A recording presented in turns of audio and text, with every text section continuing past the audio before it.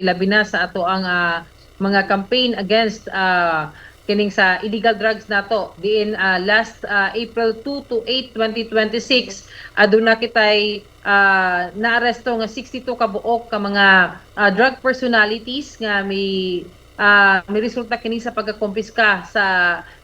illegal drugs nga adunay estimated nga kantidad nga 2.4 million pesos. Ug sa kampanya pud nato against illegal gambling, 83 ka buot ang nato ang naaresto diin may resulta usab kini sa pagkakumpiska nato sa 35,000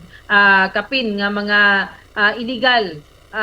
kaning illegal gambling nga mga items no or kaning bet money. And sa ato ang campaign against smuggled cigarette, ubay-ubay gayud kini nga operasyon nga may resulta no sa pagka-aresto sa 13 ka buok ka mga individual nga ato usab nga kumpiska ang 59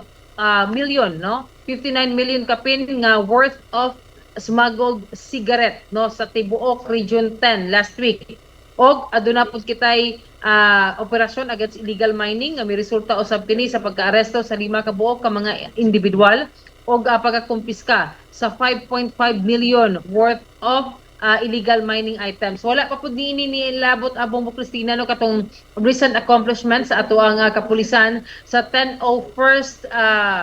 company sa RMFB 10 kauban ang ato ang kapulisan sa Misamis Oriental Police Provincial Office, ang ato ang PNP Maritime at ang Philippine Coast Guard of Bureau of Customs. Diin ang mga operasyon may resulta kini sa pagka-aresto sa duha ka buok ka membro or kaning crew sa usa ka marine tanker, usa kini ka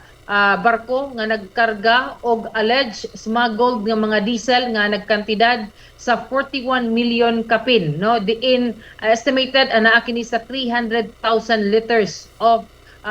kaning diesel or kaning crudo no niadto kanang Thursday no that is April 9, 2026. So atong makita abong Cristina no sa ato ang mga pagpaningkamot anaa gayud no ang ato ang katawhan ang suporta ang kooperasyon sa ato ang katawhan kay kining mga accomplishment nato